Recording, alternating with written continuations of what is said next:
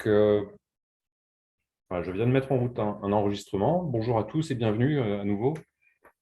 On est très heureux d'accueillir aujourd'hui Eric Soquet et Sonia Sio, qui sont les coordinateurs du projet Explore 2, les futurs de l'eau. Alors, avant de passer la parole pour leur présentation voilà, qui devrait durer une petite demi-heure et qui va laisser un peu la part belle aux échanges, surtout avec nous tous après. Euh, voilà, je vais vous dire deux mots hein, sur la chaire. Voilà, on est donc, la chaire eau, agriculture et changement climatique qui est dans sa euh, première année d'activité. Donc, on est en présence de Gilles Belot, professeur à Subagro, qui est ici, et Samy Bouarfa, qui est en train de se connecter pour INRAE. Donc la chaire, elle a vraiment l'ambition qu'on construise ensemble une vision partagée des enjeux que pose le changement climatique à la gestion de l'eau et à l'agriculture. C'est vraiment un très très bon point de départ d'avoir la vision de spécialistes en hydrologie pour comprendre un peu les impacts que pourra avoir le changement climatique sur nos ressources en eau euh, dans le siècle à venir. Je ne sais pas si vous voulez dire un mot, Gilles, Samy. Oui, bah, voilà, déjà bonjour à tous et bah, merci Julien et puis bah, surtout merci Eric et Sonia d'avoir répondu oui à l'invitation, hein. C'est évidemment la question du changement climatique et notamment son impact sur les ressources en eau bah, est une question majeure pour la chaire et on avait réellement on était en attente hein, de ces éléments de cadrage hein, qui vont être évidemment essentiels pour tous les sujets qu'on va aborder dans le cadre de la chaire. Euh, donc, voilà, donc, et puis bon, on a aussi déjà beaucoup entendu parler de l'étude Explore 70 et voilà, hein, ces mises à jour évidemment très attendues. Donc voilà, avant de vous laisser la parole, bah, c'est aussi une invitation à tous les membres là, hein, tous ceux qui nous écoutent, et membres de la chaire notamment, et, euh, et associés, hein, donc à proposer aussi des sujets hein, sur ce format. Voilà, le webinaire permet assez facilement déjà de rassembler pas mal de monde, d'avoir une intervention bien ciblée, puis de créer des échanges entre nous. Voilà, donc Samy, peut-être si tu veux ajouter un complément. Je veux surtout remercier nos collègues de nous faire cette présentation et voilà, en espérant que ça intéresse tout le monde. Je ne sais pas, Julien, si on prévoit des comptes rendus à ces réunions ou peut-être des échanges, je ne sais pas. Oui, je l'annonçais au début, là, Ah, pardon. comment dire, la session est enregistrée. Moi, c'est aussi un des objectifs hein, de la chaire, vraiment de diffuser au maximum dans son réseau les savoirs et les connaissances. Donc, pour ceux qui n'auront pas pu être là aujourd'hui, on mettra des liens à disposition sur le site de la chaire. Et puis donc, oui, on partait sur un temps de présentation et on va essayer de faire la part belle aux questions et aux échanges avec les participants dans la suite, dans la foulée. Merci et merci à Eric et sa collègue.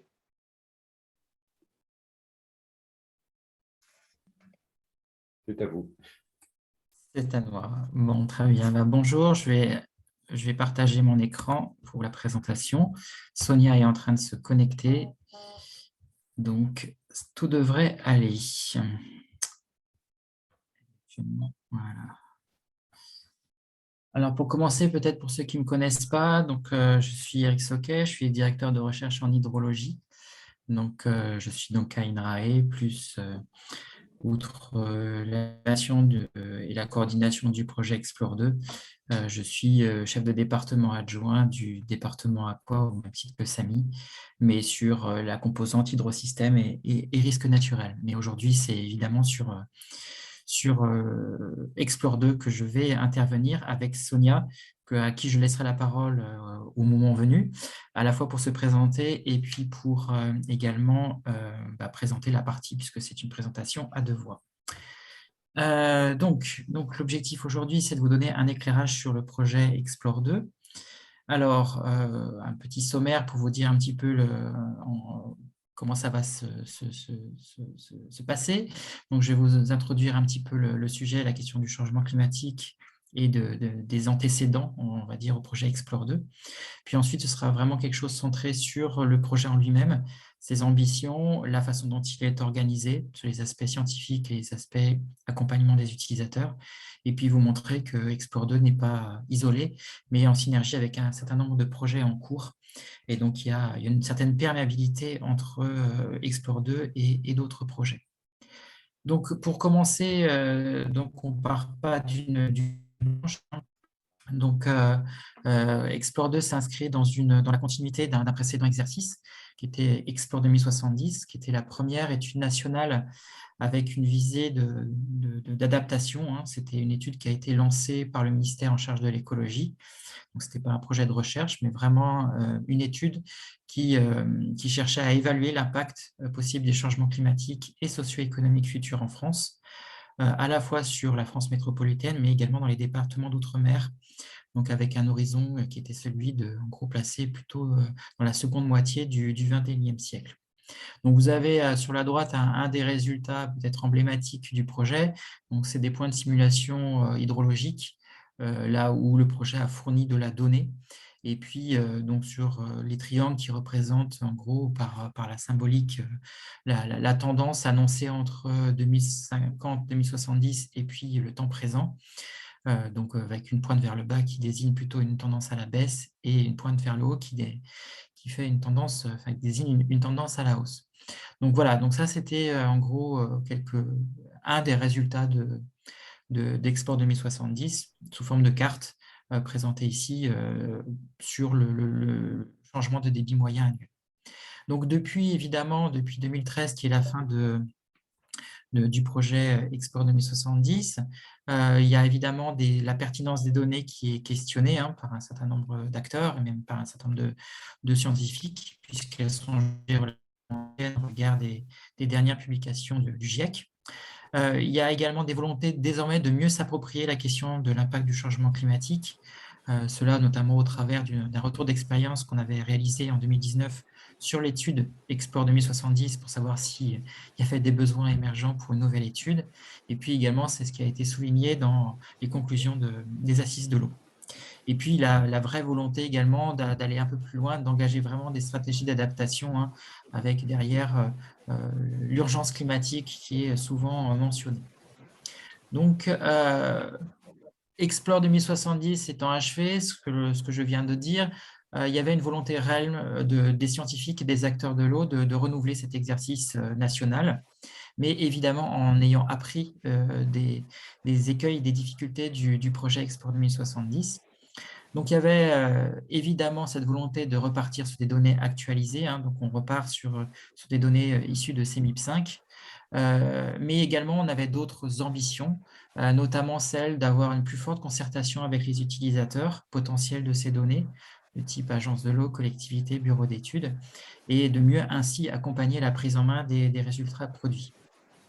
On avait également l'ambition d'être plus précis, on va dire, dans l'information, c'est-à-dire qu'on avait 1522 points de simulation pour l'hydrologie de surface dans Explore 2070 et on ambitionne d'en faire davantage. Et puis également celle de mieux quantifier les incertitudes en faisant foisonner le nombre de modèles, notamment des modèles hydrologiques qui étaient réduits à 2 dans Explore 2070. Et puis enfin, une ambition à plus long terme, on va dire, c'était celui de fédérer cette communauté hydrologique pour essayer de mieux anticiper des prochaines actualisations avec une même fréquence, on l'espère, que la production du GIEC. Donc ça, c'était des ambitions. Tout ça, ça donnait lieu à un certain nombre d'échanges entre scientifiques et puis les cofinanceurs, qui sont l'OMTE et l'OFB, avec un démarrage qui finalement a eu lieu en juillet 2021. Donc, concernant l'organisation du projet, le voici, c'est le POC que je vais détailler ensuite dans les prochaines diapos. Ce qu'il faut retenir, c'est qu'il y a ces deux volets, un volet accompagnement des utilisateurs et un volet scientifique, avec évidemment des connexions entre eux. Le volet accompagnement des utilisateurs est coordonné par Sonia Assio de Loyo, et moi, j'assure la charge du volet scientifique. Donc, il y a un certain nombre de partenaires que vous voyez ici qui sont impliqués dans le projet. BRGM, Sorbonne Université, ENS, Météo France, IGE, IPSL, Hydrosciences Montpellier et également EDF dans sa composante recherche. Donc, le projet va durer 3 ans. Donc, ça ne va pas être forcément 3 ans de production de données, mais c'est 3 ans de co-construction et de fourniture de livrables et de mise en visibilité de ces résultats. Donc, le coût total du projet est de 2,2 millions d'euros. Les partenaires assurent une partie de ce financement. Et puis, nous avons le ministère en charge de l'écologie avec les différentes directions qui sont également cofinanceurs. Et puis, évidemment, il y a l'OFB. À noter également le soutien en cas de l'assistance à maîtrise d'ouvrage du bureau d'études Actéo. Donc maintenant, je vais passer au volet scientifique. Donc, comme je disais tout à l'heure, j'en assure la coordination avec le soutien d'un certain nombre des partenaires que j'ai listés. Donc, l'objectif principal, c'est d'apporter des connaissances scientifiques sur l'impact du changement climatique, à la fois sur le volet climat et sur l'hydrologie, avec un focus évidemment sur des caractérisations de l'évolution de la ressource et des aléas. Donc, la méthode que l'on va mettre en place, c'est une approche assez classique dans le traitement du changement climatique, c'est-à-dire une approche multiscénario, multimodèle, pour mieux apprécier évidemment les incertitudes. Et puis, c'est une volonté également d'appliquer la méthodologie de manière uniforme sur l'ensemble du territoire métropolitain et sur l'ensemble du XXIe siècle. Donc, j'insiste sur le fait qu'on se concentre sur le territoire métropolitain, puisque l'outre-mer sera traité de manière un petit peu différenciée.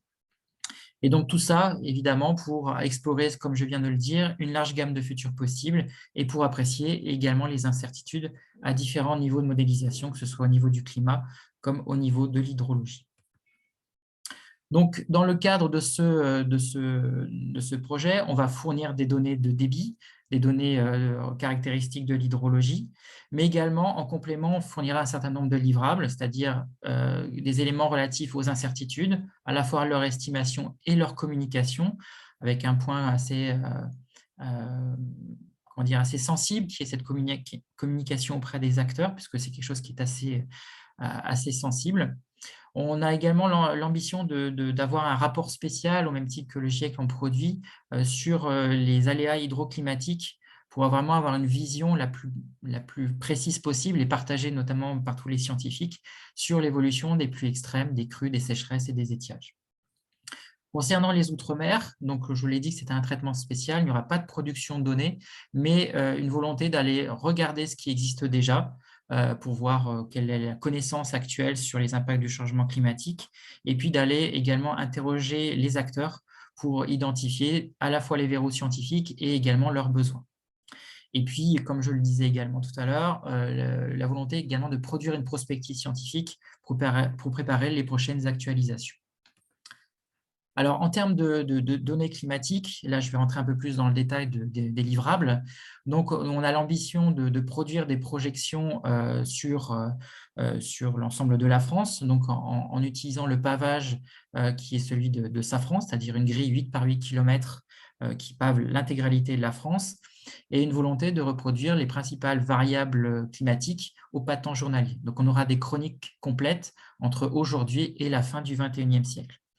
Évidemment, on explorera différents scénarios de gaz à effet de serre, les RCP 2.6, 4.5 et 8.5.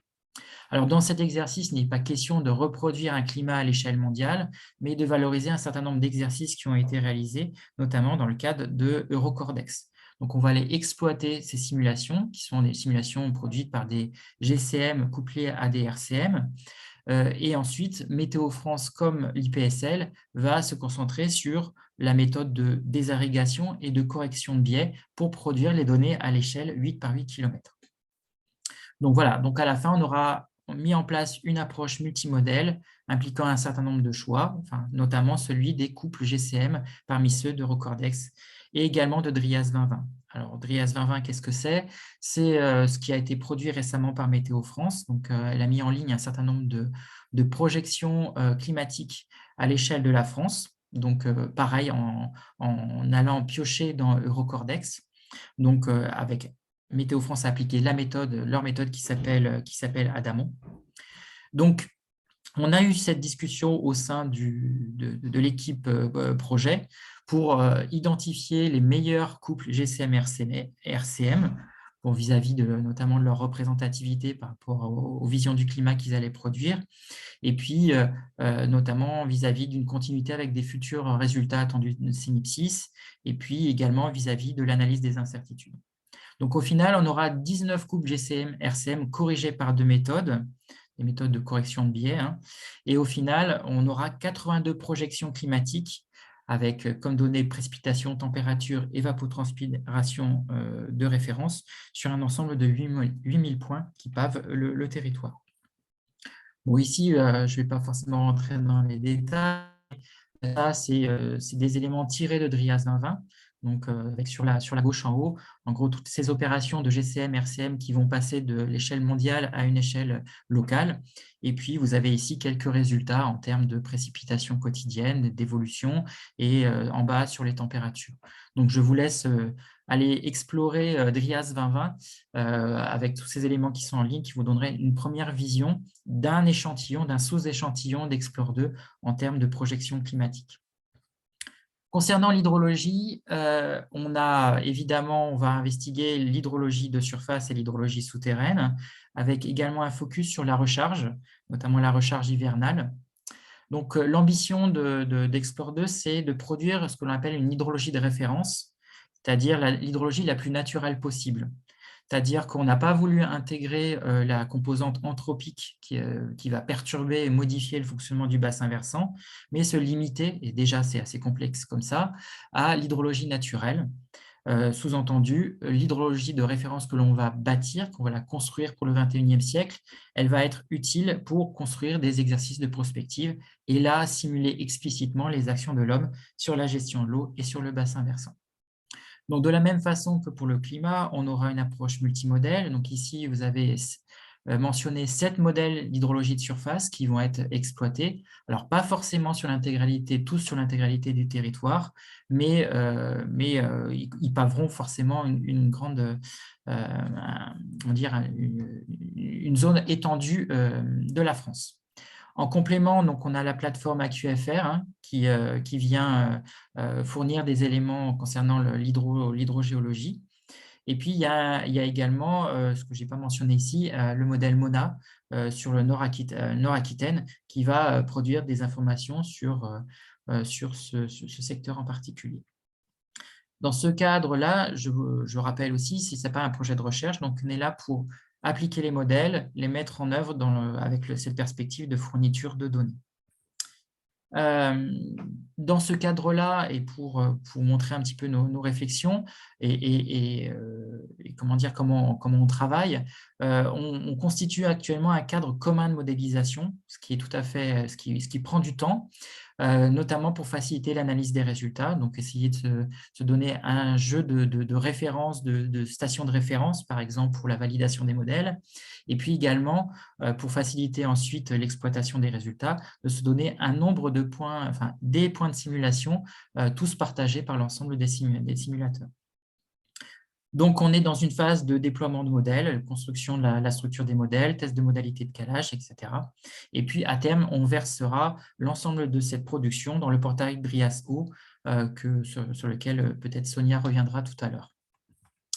Donc, à titre d'illustration, ici, c'est simplement notre terme de simulation. Donc, sur la droite, vous avez la carte avec tous les points que l'on vise d'une certaine manière en termes de simulation. En bas à gauche, leur représentativité en termes de surface drainée. Pour information, on ne les a pas choisis complètement au hasard. Ces points de restitution de simulation sont des points qui appartiennent pour beaucoup à des réseaux de surveillance, alors soit hydrométrie classique hydro, soit RCS, donc là pour du reporting en termes de DCE, ou les points ondes. Voilà. Donc on n'a pas joué aux fléchettes et tiré au hasard des points sur la carte de France. Pour l'hydrologie de surface, comme je disais tout à l'heure, quel va être notre support de restitution? Vous avez sur la droite la visualisation des contours des masses d'eau souterraines qui sont pareil également utilisées notamment du reporting DCE. Et c'est là-dessus enfin sur ce découpage que l'on va fournir des éléments relatifs à la recharge. Pour ce qui relève des autres modèles, AQFR et MONA, on a des maillages réguliers mais relativement hétérogènes avec parfois du multicouche.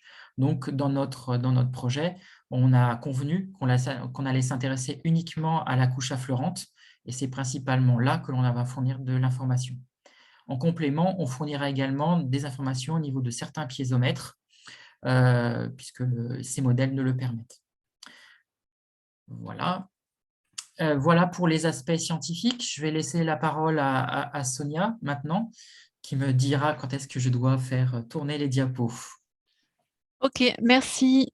Donc, le volet accompagnement des utilisateurs, donc animation, coordination, donc moi pour l'Office international de l'eau, l'OIO, en lien avec le projet Life for le climat. C'est d'ailleurs pour ça qu'à côté de mon nom sur la liste des participants, vous avez vu Sonia Sieur, entre parenthèses, Life for le climat, OIO. En fait, c'est un projet live. J'ai juste prévu une petite slide à la fin pour les curieux, si vous l'êtes. Sinon, je ne le montre pas pour vous parler de ce projet, parce qu'en fait, ils sont fortement liés. Attendez, je vais bouger les caméras, parce que du coup, c'est bizarre de... Voilà, hop, comme ça, je vous ai tout... Très bien. L'objectif principal de ce volet, c'est vraiment d'assurer la pleine compréhension sur le temps du projet Explore 2, mais aussi après le temps du projet, de l'ensemble des résultats scientifiques en fait, qui vont être créés par les scientifiques et forcément notamment les projections hydroclimatiques. Mais ça, c'est l'aboutissement final. Il y a toute une démarche pour aboutir à ça par tous les acteurs donc, de l'eau, mais pas que finalement, mais quand même principalement les acteurs de la gestion de l'eau. Donc maintenant, je vais rentrer un peu dans le détail. Je veux bien la slide d'après. Bon, vas-y, mets tout en fait. Tant pis, j'avais fait des petites animations, mais voilà, super. En fait, il vous a un peu rappelé le contexte, Eric, juste avant, mais c'est important, je pense, parce que c'est la clé pour comprendre pourquoi dans Explore 2, il y a ce volet accompagnement des acteurs. En fait, dans Explore 2070, c'était un projet qui était vraiment très ambitieux. C'était les premières projections climatique, c'était très attendu dans le monde de l'eau, en tout cas. Et du coup, en fait, c'était fondé sur un rapport du GIEC qui avait pour objectif d'aider aussi à l'élaboration de stratégies d'adaptation et tous les résultats étaient mis en ligne gratuitement à tous les acteurs sur le site de l'OFB. Et paradoxalement, on s'est rendu compte que les résultats étaient finalement peu utilisés et vraiment peu par rapport à ce qu'on pensait qu'ils allaient être. Donc la question s'est posée du pourquoi. Comme Eric vous l'a dit, une étude a été menée a posteriori sur ce résultat d'Explore 2070 avec beaucoup de questions, bien sûr, très orientées scientifiques sur comment faire mieux, comment enlever des biais scientifiques qu'il y avait à Explore 2070, mais aussi des interviews d'acteurs pour comprendre leur utilisation de ces résultats.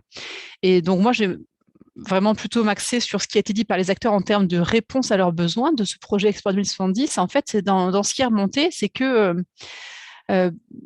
bien sûr, scientifiquement, il y avait le maillage spatial, il y avait plein de choses, mais en termes de besoins des acteurs, ce qui a été dit, c'est que c'était jugé très scientifique, ce projet, que les résultats n'étaient pas forcément facilement accessibles, ou même quand ils étaient accessibles, ils étaient durs d'utilisation.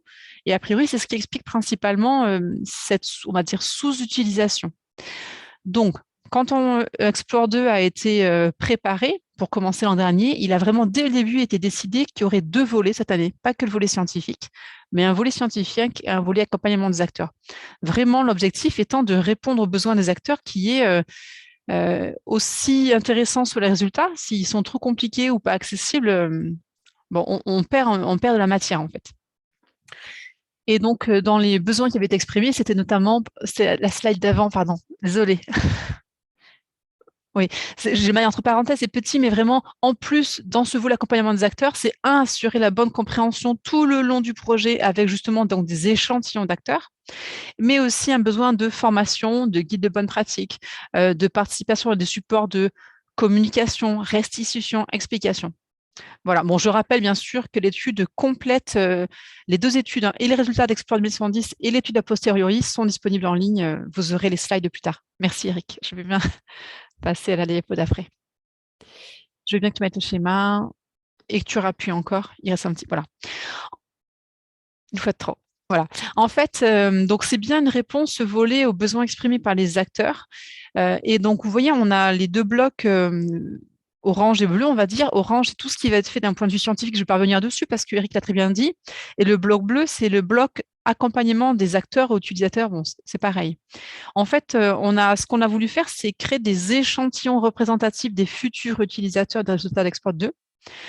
Donc, on a fait un comité pour les Outre-mer qui est un cas particulier. Je ne l'aborde pas aujourd'hui parce que c'était vraiment pas la cible de l'heure et demie qu'on passe ensemble. Mais après, bien sûr, si vous avez des questions, je vous répondrai.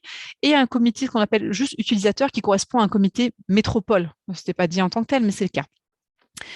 Et donc, vous voyez, j'ai rajouté le petit tableau en bas pour préciser que pour les utilisateurs métropole, quand on a commencé à parler du projet à un certain nombre d'acteurs, on a eu beaucoup de réponses positives disant oui, oui, je veux participer. Et du coup, on a dû créer 2 groupes, le COUT A et le COUT B, pour garder une taille de groupe propice au travail.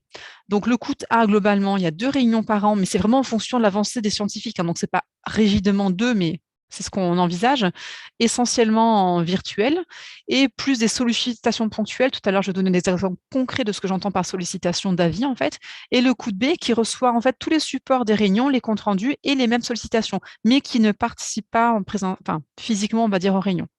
C'est juste pour que vous sachiez.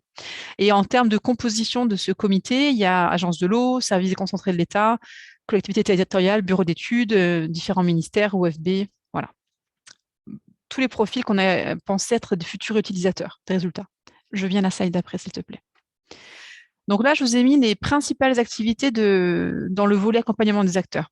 Donc ça, je l'ai déjà un petit peu dit. Tout d'abord, création de 2 comités, métropole et outre-mer, pour échanger, d'une part, sur les avancées régulières des scientifiques, nous assurer que ce qui est fait est compris, et si ça ne l'est pas, répondre et passer par une explicitation. C'est vraiment une partie de médiation scientifique, en fait. Et aussi échanger sur les besoins. Est-ce que ce qui est fait en ce moment par les scientifiques ou est-ce qu'ils envisagent de faire dans les 6 prochains mois répond à vos besoins? Est-ce que vous auriez d'autres besoins exprimés? Vraiment dans l'idée, toujours le premier schéma spiralaire d'aller-retour. Vous savez, le premier schéma avec les 2 blocs, où vraiment il y a un échange, les 2 groupes se nourrissent, en fait, les scientifiques et les utilisateurs. Parce qu'il y a toujours moyen d'influer ou plutôt d'orienter ce que font les scientifiques. Il y a forcément, ils savent ce qu'ils veulent faire, mais il y a quand même des petites. Je vois Eric qui lève les yeux. Si, il y a des petits conseils qui sont quand même donnés et pris, surtout considérés. Ensuite, ça, ce sera plutôt pour fin 2023, mais je vous l'annonce, il y aura création et animation d'un MOOC, bien sûr libre de droit, sur l'utilisation des projections Explore 2, y compris sur où trouve-t-on les résultats, comment on peut les utiliser, qu'est-ce qu'on peut faire, pas faire. Voilà. Et enfin, il y a donc tout un volet spécifique aux Outre-mer. Je vous l'ai quand même dit pour que vous soyez au courant si par ailleurs vous travaillez sur les Outre-mer. C'est donc animation d'ateliers, en fait, OS au final, au pluriel, de changement climatique lors des rencontres techniques DCE OFB qui impliquent les Outre-mer. Donc le prochain, c'est bientôt, c'est fin mai. Il y a une synthèse qui est en cours de finalisation sur la synthèse de connaissances en Outre-mer pour expliquer qu'aujourd'hui, il a été fait le choix de ne pas faire de projection hydroclimatique pour les Outre-mer pour des raisons notamment de virus scientifiques. Donc, il y avait un besoin forcément de savoir quelle est concrètement la connaissance disponible et quels sont les freins au fait qu'on n'ait pas pu faire un Explore 2 aujourd'hui sur les Outre-mer et qu'est-ce qui ferait qu'on va essayer de les lever. Voilà, c'est vraiment notre objectif pour les Outre-mer. Je viens à la slide d'après, Eric. Et donc là, je vais vous donner des exemples d'interactions concrètes entre les scientifiques et les utilisateurs. Vous voyez, j'ai remis le petit schéma en haut à droite parce que c'est vraiment ça la philosophie, d'avoir des échanges permanents. La première réunion qu'on a fait avec ce groupe, c'était en octobre dernier. Parmi les discussions, donc là, on a vraiment présenté ce qu'on vous présente aujourd'hui, c'est Eric. Le projet Explore 2, c'est ça. Voici le programme, voici le planning. Donc, notamment, on a relevé des besoins qui étaient, entre autres, sur de la terminologie. Quand on entend point ou station ou piezo, simulation, restitution, évaluation, on était plus sûr de savoir, les plusieurs questions, c'était, mais ça veut dire quoi concrètement? On avait des questions qui étaient relatives au périmètre d'Explore 2, les nombres de points, par exemple. Mais là, bon, Eric en a parlé, mais à l'époque, c'était pas forcément clair pour les acteurs. Le nom de la nature des modèles utilisés, le fait que, est-ce que les activités anthropiques, et donc les usages, étaient pris en compte dans les modélisations, etc. On avait aussi des questions sur les résultats. Ça, c'était très lié au fait qu'on avait encore en tête les résultats d'Explore 2070, les acteurs, à savoir sur le format de restitution, sur le planning de restitution, parce que nombre d'acteurs ont des études HMUC, PTGE, initiées en cours et donc sont elles sont très impatientes d'avoir les résultats, et sur l'accessibilité. Je veux bien juste après, s'il te plaît, Eric. Concrètement, qu'est-ce qui s'est passé? C'est que donc on a bien intégré toutes leurs demandes, et entre janvier et avril 2022, on a envoyé des sollicitations aux membres des 2 comités, A et B. Je vous les ai décrites, donc il y en a eu 3. La première, c'était en fait, donc les scientifiques ont fait une carte pour sélectionner les candidats, les points candidats à pouvoir faire un réseau de référence Export 2, un pour la hydrologie surface, un pour l'hydrologie souterraine, pour pouvoir caler les modèles avant de sortir les simulations.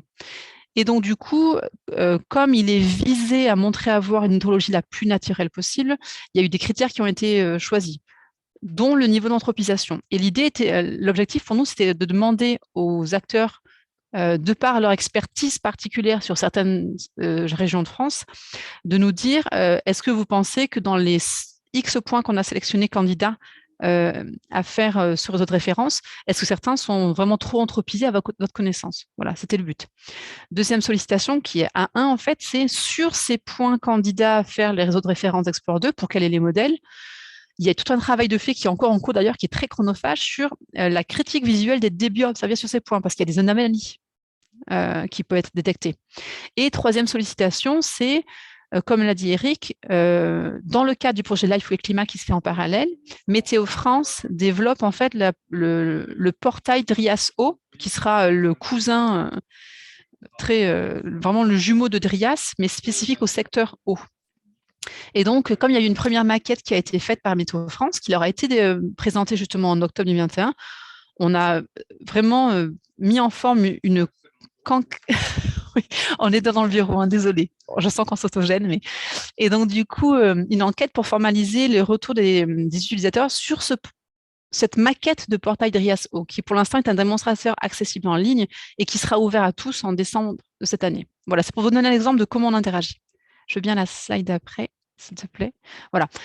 Là, je continue dans mon exemple. Je vous ai dit tout à l'heure, la première sollicitation, c'était sur le niveau d'anthropisation des points candidats à constituer le réseau de référence d'Explore 2 pour caler les modèles.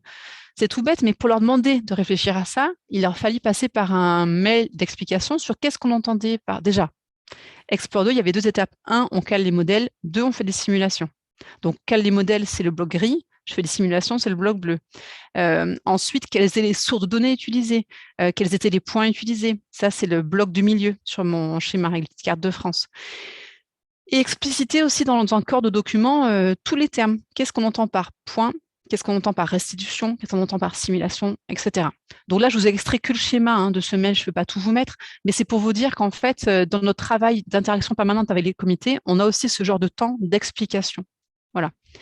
Je veux bien la slide d'après, s'il te plaît.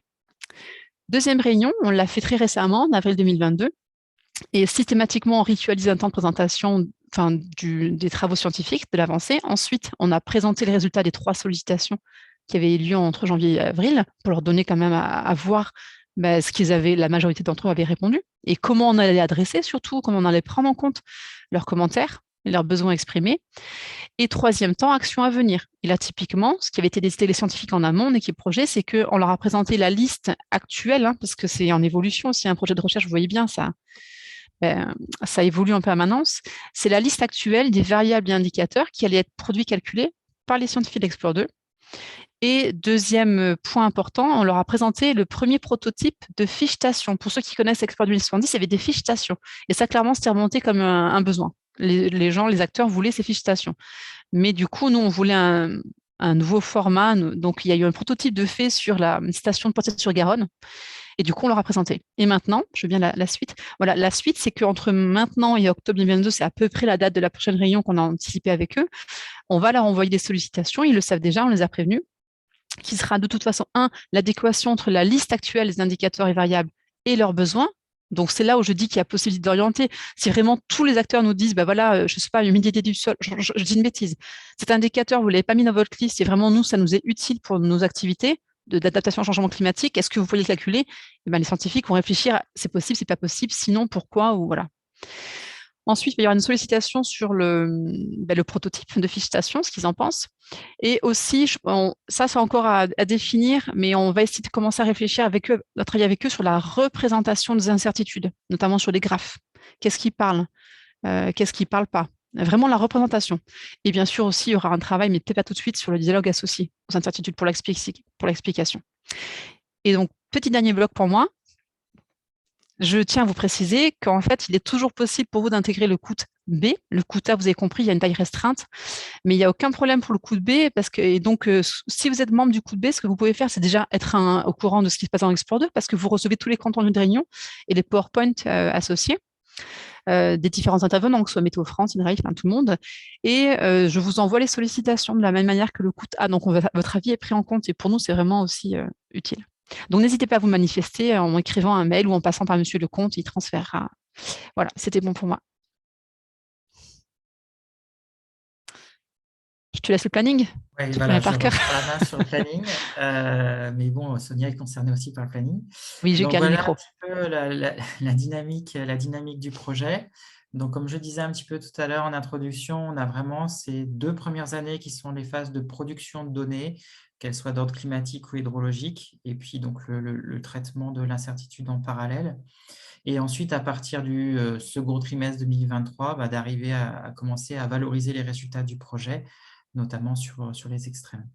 Donc, par rapport à ce qui est attendu sur l'accompagnement des utilisateurs, donc il y a ces éléments relatifs à l'outre-mer qu'on a spécifiés. Vous avez les petites croix qui marquent les étoiles. Oui, je dis quoi? Je les croix. Les étoiles. Les croix, pardon.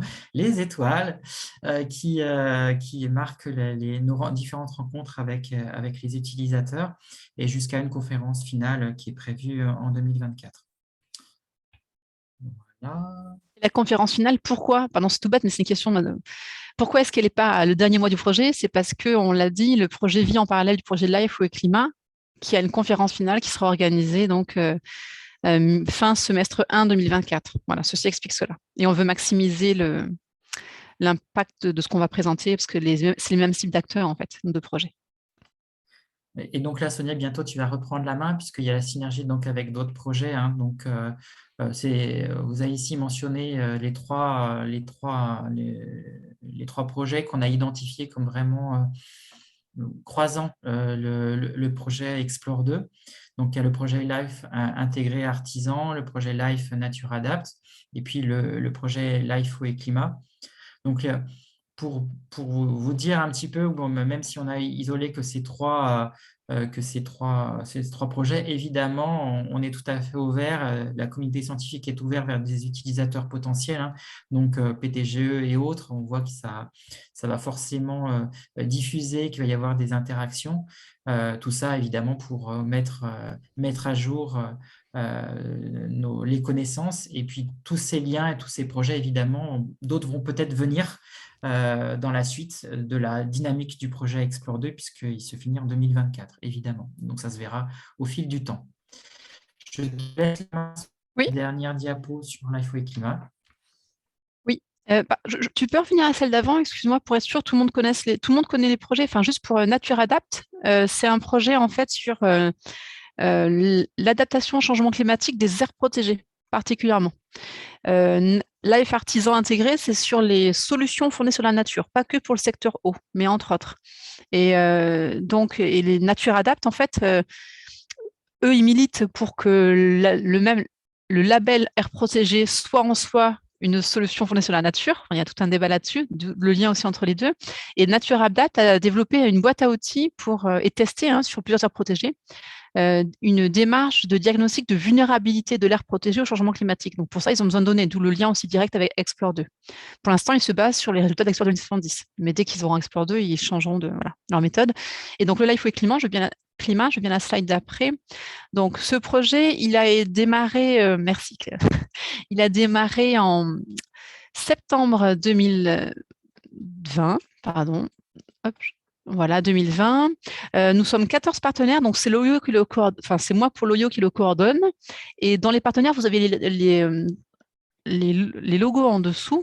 Vous voyez qu'il y a 5 partenaires dits techniques scientifiques, OIO, Actera, un bureau d'études spécialisé dans l'environnement, du changement climatique, Hydreos, qui est un des pôles de compétitivité eau en France, INRAE, bon, vous connaissez, et Météo France. Et nous avons 9 partenariats territoriaux qui sont toutes des structures porteuses de sages, parce que l'objectif de ce projet, c'est vraiment d'aider les acteurs de la gestion locale de l'eau à connaître, évaluer les effets du changement climatique et à les prendre en compte dans leur planification de plans d'adaptation et de les inclure dans les sages en cours ou les sages en révision. Donc, il y a 21 sages qui sont impliqués dans le projet sur 21 actions de démonstration. Et les actions principales, on les a vraiment développées pour répondre à un besoin qu'on a. On a fait un appel à manifestation d'intérêt en 2018 lors des journées techniques sages. Il était remonté un besoin globalement de comment mobiliser les acteurs. Même quand on connaît les plans d'adaptation, on connaît les mesures, on les a mis, enfin, on n'arrive pas à les mettre en œuvre. Donc, comment mobiliser les acteurs? Ensuite, il y avait un besoin de dire, nous, on a besoin d'outils, parce qu'à notre échelle, à nous, locale, on n'a pas forcément les outils pour diagnostiquer la vulnérabilité et pour faire un plan d'adaptation. Et donc, on a opté pour, c'est mon premier point, planifier des trajectoires d'adaptation sur la base de l'outil TACT développé par l'ADEME, Objectif Climat Trajectoire. Donc, en fait, on développe un TACT haut dans le cadre du projet Life with Climat. Bien sûr, on est soutenu par l'ADEME pour ça. Les acteurs nous ont dit, même si on a des outils, on a du mal à accéder à la donnée facilement, d'où l'intérêt d'impliquer Météo France. C'est le deuxième point de mes actions qui s'appelle améliorer l'accessibilité aux données hydroclimatiques. Et donc, dans le cadre du Life with Climat, Météo France développe donc le cousin, on va dire, de DRIAS, qui s'appellera DRIAS Eau. Et à terme, DRIAS moissonnera les données plutôt climatiques et DRIAS Eau les moissonnera les données eau. En fait, et ce portail est déjà accessible, le démonstrateur sur DRIAS, si vous voulez aller le voir, je peux vous donner l'info. Et DRIAS Eau va ouvrir avec son URL propre en décembre. Et c'est sur DRIAS et DRIAS Eau que tous les résultats d'Explore 2 seront accessibles.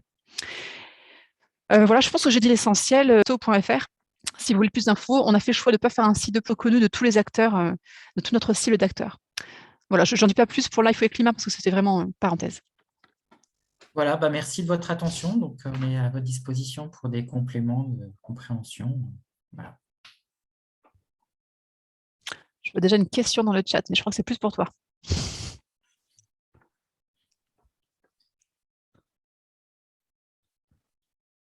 C'était peut-être pour lancer la discussion. Merci beaucoup en tout cas pour votre présentation très claire et tout ce volet aussi accompagnement des acteurs que personnellement je découvre, donc c'est très intéressant. Et oui, ce que moi je comprends de ce que va produire Explore 2, ce sont donc des estimations de débit entre guillemets naturelles, avec toute la taille des guillemets qui vont avec. Et du coup, vous évoquez le fait que derrière ça, ça pourrait servir de support à des scénarios d'usage et à une vision prospective, y compris d'articuler avec les usages. Donc, c'était savoir ce volet-là, à quel degré de maturité il était d'un point de vue et conceptuel et puis pratique, savoir s'il y avait déjà des endroits un petit peu cibles pour développer ces perspectives d'usage. Enfin, si déjà la question est claire et cohérente par rapport à ce que vous disiez, et s'il y avait des idées là-dessus, quoi. Donc, je vais commencer à répondre. C'est vrai que, comme Explore 2, pour le moment, je ne dis pas qu'on est discret, parce qu'on a fait un certain nombre de présentations sur Explore 2 dans différentes occasions. Et merci d'ailleurs de nous avoir invités pour partager les ambitions du projet. Donc, on en est vraiment pour le moment à débroussailler le terrain dans le sens où on est dans la construction, la mise en place des outils et puis, comme je disais, un petit peu le cadre générique d'analyse et les plans d'expérimentation qui sont vraiment des choses très importantes pour éviter d'avoir des résultats complètement hétérogènes. Donc, on n'est pas vraiment dans l'utilisation des données. Après, ce qu'a évoqué Sonia, c'est qu'effectivement, il y a un certain nombre de PTGE, d'études HMUC et puis même des études de vulnérabilité qui n'attendent que ça. Voilà. Mais pour autant, on n'a pas commencé à voir le coup d'après d'une certaine manière, c'est-à-dire la valorisation des données du point de vue opérationnel en ayant un terrain de jeu spécifique sur lequel on peut envisager des prospectives. Donc, pour le moment, c'est assez… voilà, on en reste sur notre périmètre, en tout cas, du point de vue scientifique. C'est ça, d'un point de vue scientifique, oui, enfin, des projections vont être données, rigoureuses scientifiquement, mais clairement, les acteurs vont les utiliser pour faire des études de type prospectif, comme ils le font aujourd'hui, du coup, avec les jeux de données d'Explore 2010, en attendant la réactualisation du projet Explore 2. Mais clairement, c'est une partie de l'objectif de ces projections. Juste avant de passer la parole, donc effectivement, il y a vis-à-vis des résultats d'Explore 2070, il y a déjà quand même des usages de ces résultats de modèles qui sont un petit peu mobilisés pour ces réflexions prospectives d'usage. SIM 2 Non? Je ne sais pas ce que tu en penses. Enfin, je suis pas, en fait, je sais que, voilà, pour faire de manière un petit peu synthétique, il y a déjà des données de DRIAS-O, enfin des données de simulation sur une partie des projections qui est disponible sur DRIAS-O pour alimenter la maquette. Voilà. Simplement, le souci, c'est vraiment par rapport à la diffusion de ces données, on a une approche, nous, que l'on porte et qu'on veut absolument, auquel on tient, qui c'est le multimodèle. C'est-à-dire pour nous, considérer qu'un seul modèle hydrologique pour construire une prospective, qu'elle soit hydrologique, pure ou territoriale, c'est un peu forcément se planter. Il y a plus de chances de se planter que la trajectoire réelle soit celle suivie par le modèle hydrologique et certaines trajectoires climatiques. Donc voilà, donc en gros, ça existe. Il y a des gens qui savent que ça existe, notamment ceux qui sont dans les différents comités des utilisateurs. Mais pour autant, on n'a pas, nous, fait l'analyse de ces résultats. On attend d'avoir l'ensemble des modèles pour pouvoir vraiment donner les bons messages, quoi, avec les incertitudes et les certitudes, quoi. Avec un modèle, on peut rien, je ne dis pas qu'on ne peut rien dire, c'est un petit peu… c'est caricatural comme posture, mais en tout cas, on ne veut pas communiquer dessus. Et puis, alors ce que j'ai dit, c'est que les gens du comité des utilisateurs ont eu l'information, mais on ne leur a pas dit d'utiliser SIM2. Voilà. Et ce n'est pas parce qu'on est dans un comité des utilisateurs qu'on aura en premier les résultats de Explore 2 voilà, avant les autres. Ce n'est pas du tout comme ça qu'on voit le comité des utilisateurs, c'est vraiment le lieu d'échange d'une communauté des utilisateurs en lien avec des scientifiques et pour des intérêts communs. Voilà. Merci beaucoup. J'aurais beaucoup aimé poser une ou deux questions dans l'interstice, mais je vais devoir passer la parole à François qui a levé la main avant moi. Mais non, Julien, il n'y a pas de… Non, vas-y, Vincent. Il n'y a Bonjour, pas de François. problème. Bonjour à tous. Merci pour la présentation qui était très intéressante et on sent qu'il y a une vraie volonté, que tout ce travail ait des implications concrètes pour la gestion de la ressource en eau. Moi, il y a quelque chose où je ne suis pas sûr, peut-être j'ai mal compris, mais vous avez dit que les modèles que vous aviez utilisés ne prenaient pas en compte l'activité humaine. C'est bien ça?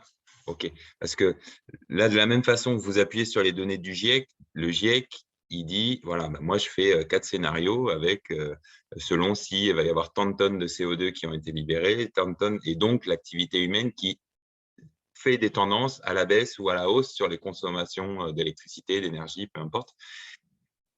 Aujourd'hui, nous, je dis ça dans le cadre du fait qu'on soit la chaire eau et agriculture, on se pose beaucoup de questions sur l'agriculture demain. Est-ce qu'elle va consommer plus d'eau? Est-ce qu'elle va consommer moins d'eau? Et le fait d'avoir finalement l'évapotranspiration que vous allez pouvoir modéliser et les besoins finalement agricoles, le fait de ne pas prendre en compte des scénarios où l'entropie finalement fait les efforts nécessaires pour consommer moins d'eau ou au contraire continue sur la même pente, ça va être compliqué non, d'utiliser les résultats si on ne prend pas en compte ces données-là. ou ces scénarios-là, enfin de ne pas faire des scénarios qui partent de on a un usage plus raisonné de l'eau ou on continue à… Enfin, voilà, c'était une réflexion à ce stade, mais je me dis… voilà. Alors, pour essayer de répondre à peu près clairement, on prend l'impact anthropique en termes de CO2. Ça, c'est clair que, comme on le disait, en prenant des scénarios RCP 2.6, 4.5 et 8.5, on intègre l'effet anthropique principalement sur les émissions de gaz à effet de serre. Et nous, effectivement, c'est une posture qui a été longuement discutée, mais finalement, on s'est orienté vers cette hydrologie naturelle parce que, je ne l'ai pas évoqué, mais Explore 2070 avait fait un exercice de prospective territoriale, mais qui est resté sous un tapis, voilà, parce que finalement, ça va été notamment avec des évolutions d'usage, mais ça va été fait à la serpe, on va dire, et donc de ce fait-là, les conclusions n'étaient pas du tout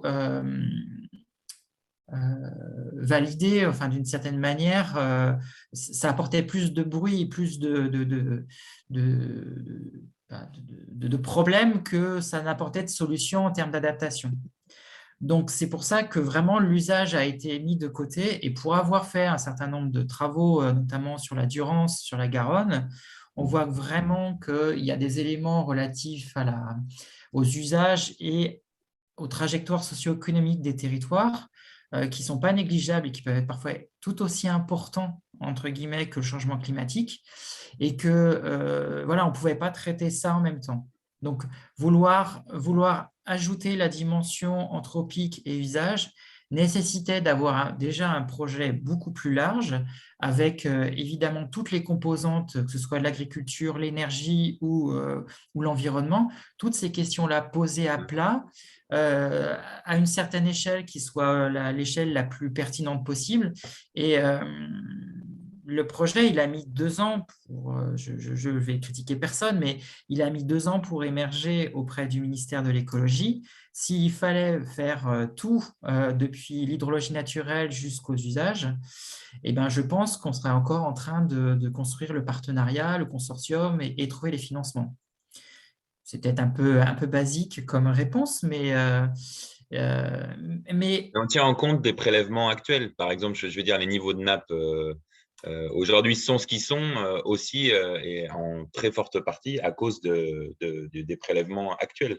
Est-ce qu'on dit ça, c'est la ligne de base, on n'y touche pas et ces prélèvements-là, ils restent là et puis jusqu'en 2100, on n'y touche pas. Et puis, c'est une vraie difficulté. Alors, je vais revenir sur ces histoires d'hydrologie de référence. J'emploie bien hydrologie de référence pour éviter de dire hydrologie naturelle. Alors, c'est une petite figure de style, mais pour éviter de faire croire qu'effectivement, on aura de l'hydrologie. Enfin, on sait dans nos modèles qu'on aura une trace des activités anthropiques. Croire que sur un bassin versant, qu'il n'y a pas d'activité humaine, je pense, être complètement à côté de la plaque et d'une réalité. On identifie, c'est ce qu'a évoqué Sonia, et j'aurais dû le développer peut-être un peu plus dans ma présentation, on va caler, ajuster nos modèles sur un réseau, ce qu'on a appelé un réseau de référence, sur des stations qui sont peu ou pas influencées, voire renaturalisées. Parce que, par exemple, EDF à ces barrages et ces transferts. Et donc, on sait très bien que voilà, on ne peut pas prendre les données de la Durance telles quelles. Il faut, si on veut l'intégrer dans notre modélisation, avoir une idée de son fonctionnement, il faut renaturaliser au préalable les données. Mais en tout cas, on identifie dans l'ensemble des 4500 points de la base de données hydro, on a identifié environ 600 stations qui étaient visiblement peu influencées par les activités anthropiques. Elles le sont, mais de manière raisonnable, avec entre guillemets, la part liée à l'activité anthropique, comment dire, les modifications induites par les activités humaines sont dans l'épaisseur du trait des incertitudes sur la mesure. Enfin, je sais, c'est un petit peu caricatural et c'est pareil, c'est peut-être un peu une figure de style, mais en tout cas, c'est plutôt comme ça qu'on a construit les choses. Alors, c'est d'où l'intérêt et d'où la sollicitation des acteurs pour ne pas qu'on se trompe d'une certaine manière sur ces points de référence qui vont nous aider à construire une hydrologie naturelle. Et Surtout évidemment, que derrière… j'imagine que l'intérêt des sages, l'intérêt des agences de l'eau sont d'autant plus sur les points où il y a une forte activité anthropique. Bien entendu, mais Vous on modélisez remonte… plutôt sur les autres parce que justement, vous ne pouvez pas être biaisé par… Après, on pourra toujours greffer… Enfin, on pourra toujours… C'est le calage qui se fait sur ces points très désinfluencés, pas les simulations, pas les sorties. D'accord, ok. C'est derrière les 4000 points que je vous ai montrés tout à l'heure, c'est des points de surveillance, c'est les réseaux ondes, par exemple, qui sont des stations toutes petites, qui ont moins la plupart, elles sont vraiment très, très petites, de quelques kilomètres carrés, quoi, en gros. Mais enfin, bon, en tout cas, on a fait une sélection. Bon, je ne vais pas rentrer dans les détails, mais en tout cas, on a pris ces sites. Alors, pour l'hydrogéologie, par contre, je vais parler à la place de mes collègues hydrogéologues. Il y a une vraie difficulté, effectivement. C'est-à-dire que les piézomètres, eux, ils n'ont pas comme en hydrologie de surface la capacité à renaturaliser les piézomètres, enfin, les niveaux de nappe. Donc, en gros, ils utiliseront les outils qu'ils ont calés actuellement dans un certain contexte anthropique.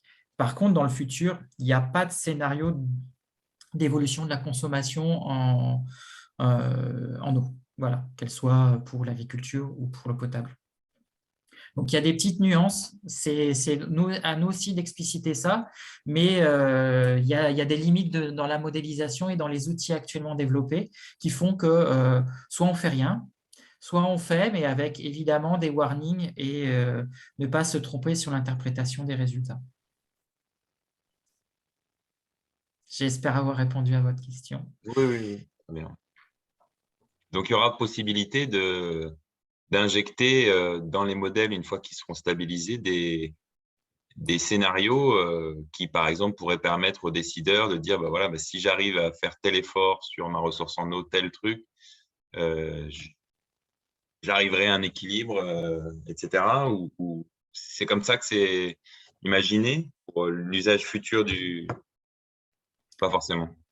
Alors, pour l'hydrologie de surface, ce genre de choses, entre guillemets, de reprendre la production naturelle du cours d'eau et ensuite de l'intégrer dans un modèle d'usage, et je ne dis pas est facile, hein, mais relativement simple. Par contre, je suis d'accord que pour ce qui est la piézométrie, ça peut être un peu compliqué parce que les modèles sont les modèles AQFR qui sont pas accessibles dans le sens où il n'y a pas forcément de possibilité de prendre le modèle et le faire tourner par soi-même, quoi, ou de modifier des choses. En tout cas, ce n'est pas dans le cas d'Explore 2 que ce sera fait aussi. Voilà. Et on espère qu'un jour, bientôt, dans le Explore 3 ou Explore 4, on qui sera va enchaîner. Voilà, qu'on sera un peu plus armé sur la question de l'anthropisation. Mais dès le début, il y a eu des discussions autour de ça parce que voilà, on savait très bien que ce qui était intéressant, c'était de regarder l'anthropisation. Les modèles hydrologiques ne sont pas forcément déjà armés aujourd'hui pour représenter finement et explicitement les usages. Il y a aussi les questions de connaissance des usages, hein. On le voit au travers des études de VP, on le voit au travers de la BNPE et des trous qu'il y a dans la raquette. Enfin bon, bref, on ne peut pas se lancer dans des choses comme ça sans avoir la donnée pour soutenir à minima et les outils de modélisation pour soutenir à minima l'ambition. À l'échelle nationale, j'entends encore.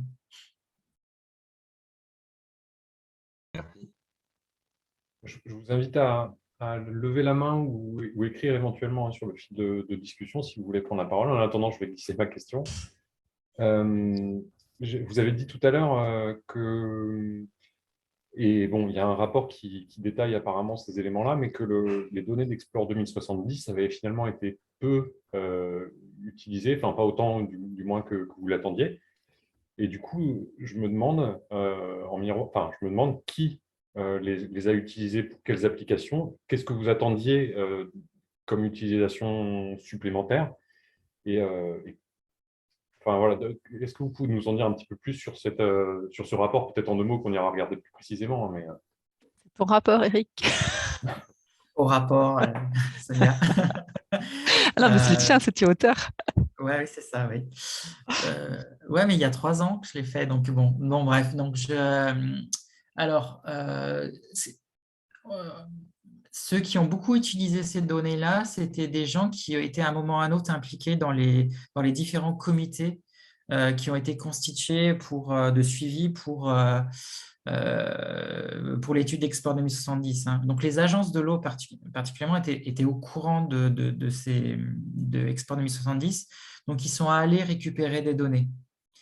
Ce qui n'a pas facilité la prise en main des données, c'est qu'en gros, les données ont été un petit peu baladées d'un site à un autre. Voilà. C'est-à-dire que c'était une étude qui était commandée par le MTE, mais finalement, c'est l'OFB qui s'est retrouvé à récupérer, enfin l'ONEMA était aussi impliqué, hein, mais en tout cas à diffuser finalement les données.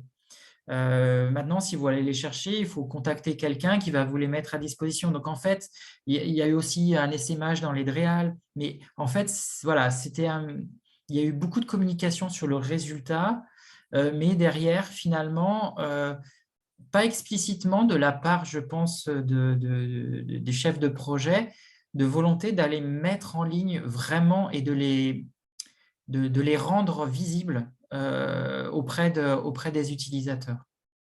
Donc,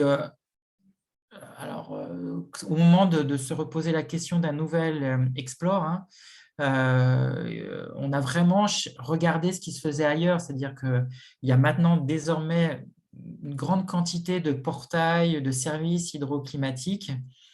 Et notre volonté, c'est d'en développer un à l'échelle de la France avec Météo France, hein, parce que Météo France a tracé le chemin avec DRIAS. Mais c'est vraiment d'arriver à quelque chose qui soit visible, accessible, que la donnée soit téléchargeable explicitement par tout le monde, c'est-à-dire sur DRIAS, pour ceux qui ne connaissent pas le portail. Il suffit de se créer un compte et ensuite, vous allez piocher ce que vous voulez dedans. Donc, voilà, et c'est exactement le même esprit. Et en plus, avoir, en termes de service, hein, un service d'accompagnement pour aider les utilisateurs à l'usage. Mais voilà, donc de mémoire, c'était principalement ça. Et c'est vrai que ce qu'évoquait Sonia aussi, c'est que les gens se sont contentés pour certains d'avoir une vision du futur au travers des fiches de synthèse. Donc, c'était en gros un format, un A4, hein, sur chacun des points de simulation que j'ai présentés tout à l'heure avec les petits triangles, la première carte. On avait fourniture des changements en termes de variables hydrologiques entre le temps passé, enfin 61-90 et la fenêtre 2046-2065. C'était ça qu'on avait. En fait, quelques statistiques de variables clés en hydrologie, typiquement les débits mensuels moyens, le débit annuel, quelques variables d'étiage, quelques variables de crue. Et voilà, et on avait quelques graphiques. Et c'était ça, finalement, qui était très bien parce que c'était très synthétique. Donc ça, on le garde d'une certaine manière dans le cadre d'Explore 2, on l'enrichit. Mais par contre, on a mis vraiment l'accent sur comment dire, la mise en ligne et la mise en visibilité au travers du portail DRIAS O. Voilà.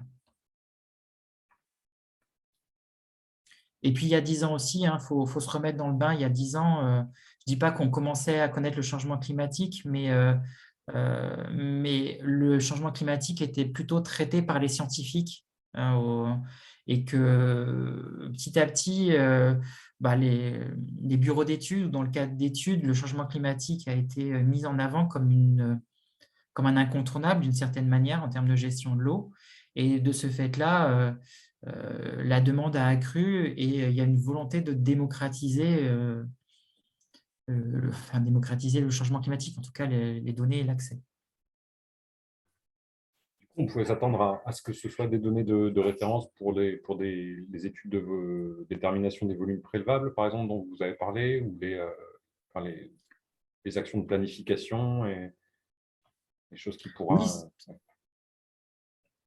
Tout usage est bon, hein, du moment que la donnée n'est pas malmenée d'une certaine manière.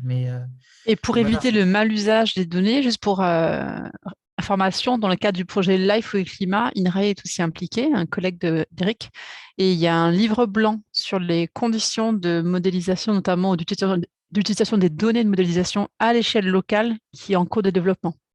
Un premier jet va être présenté en AG la semaine prochaine. Voilà, sous forme de livre interactif dont tu es le héros, bah, promis, Jean-Philippe. Non, mais pour vraiment expliquer ce qui se fait, ce qui ne peut pas se faire. Parce que même dans les cas du projet Life, on a 6 études de type prospectif qui sont initiées. Et en fait, même en relisant le cahier des charges il s'est rendu compte d'erreurs, le collègue INRAE, sur on ne peut pas faire tout et n'importe quoi, avec tout et n'importe quel type de données, ou de résultats de modèle. Voilà. Et clairement, les structures porteuses de SAGE n'ont pas cette connaissance. Hein. Ils ont besoin de guides. Merci pour ces précisions. Moi, j'avais eu… Ah, vas-y, Gilles. Oui. Merci pour la présentation. J'ai pas eu l'occasion de le dire encore, mais donc très clair. Donc du coup, Sonia nous a invités à participer au COUT B. Oui.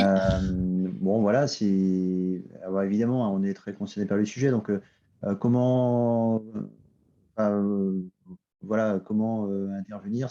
Là, on voit déjà, on est une vingtaine et derrière, ceux qui vont être impliqués dans les actions de la chaire, hein, c'est un certain nombre de partenaires. Est-ce que vous préférez quelque chose de plutôt agrégé? Est-ce que vous pouvez attendre de la chaire qu'elle contribue à une proposition un peu structurée? Enfin, voilà, Vraiment, j'avoue, je ne sais pas comment vous fonctionnez dans la chaire, donc je ne peux pas trop vous répondre, mais c'est à vous de me dire, en fait. Je peux très bien mettre un contact de la chaire et vous diffuser les sollicitations, par exemple, au sein de la chaire. Vous voyez les réponses et vous nous renvoyez. Je sais que certains DREAL ont fait ça. Tous les DREAL, les DREAL ne sont pas dans le comité, mais un des membres du comité A reçu ça. Il y a un transfert à beaucoup de DREAL qui nous ont renvoyé. Enfin, toutes les réponses qu'on peut prendre nous aident, nous, à avancer. Après, j'ai vu une question dans le chat d'une chambre départementale d'agriculture qui me demandait si son service hydro était intégré. J'avoue que je ne sais pas, mais par contre, il y a des chambres d'agriculture dans notre comité. Donc, j'ai envie de dire, chacun des pairs. Ah, pardon. Oui, d'accord. Désolé. Pardon, désolé. Mais bon, bref, il y a aussi des régions qui sont impliquées, il y a des métropoles. Donc, en fait, si même à titre individuel, des gens présents aujourd'hui souhaiteraient participer, vous m'envoyez un mail et moi, je transfère aux personnes qui, chez nous, gèrent de vous mettre dans le listing. Voilà, c'est aussi simple que ça, en fait. Hein. Et vraiment, encore une fois, je rassure les membres des comités qui, des fois, s'excusent. Oh là là, désolé Sonia, on n'a pas eu le temps de répondre à ta sollicitation. Non, on envoie des sollicitations parce qu'on souhaite avoir l'avis, mais chacun répond en fonction de son plan de charge et son domaine d'expertise. Voilà. Donc, mais à minima, ça vous tient informé du projet. Voilà. Alors, je vois une question sur Copernicus.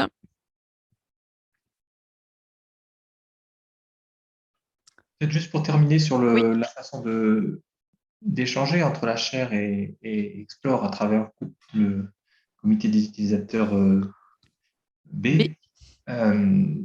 Ça peut être à la fois, je parle sous contrôle de Julien, tous les membres ne sont pas présents aujourd'hui, mais ça peut être pour tous les membres qui le souhaitent être dans la liste individuelle, mais aussi qu'on ait cette relation via Julien, que la chaire soit associée en tant que telle, ce qui permet aussi potentiellement, voilà, d'abord d'avoir aussi des retours, lorsqu'on a l'occasion de discuter en collectif, de retours éventuellement structurés aussi, qui auraient donné lieu à des échanges internes à la chaire. Les deux me vont, vraiment. Chez l'autre. Oui. Moi, c'est au mieux pour vous et pour nous, quelle que soit l'option, ce sera de toute façon bénéfique. Donc, voilà. Et juste pour terminer sur le sujet usage autour duquel on tourne, parce que évidemment la chaire est très axée sur les usages, et elle a un des volets qui porte sur des questions de planification. J'entends quand même que d'un point de vue même approche méthodologique, de votre point de vue, il y a quand même encore beaucoup de choses à faire pour réfléchir, comme tu disais, Eric, le coup d'après, c'est-à-dire comment mobiliser tout ça dans le cadre d'usage. Et c'est peut-être aussi un sujet qui nous tient à cœur et qu'on peut aussi contribuer à anticiper dans notre propre réflexion, parce que nous, on est au cœur de ce sujet-là.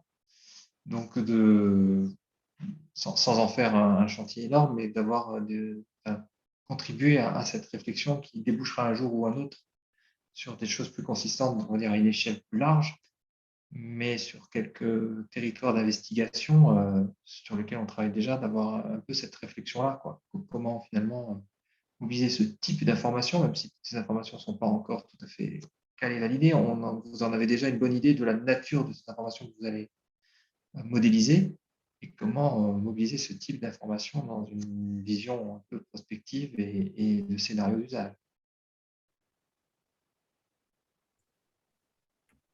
Je pense qu'effectivement, déjà, il faut faire un état des lieux des connaissances du fonctionnement actuel, hein. Comme je l'ai dit un petit peu tout à l'heure, on pourra se lancer même dans une...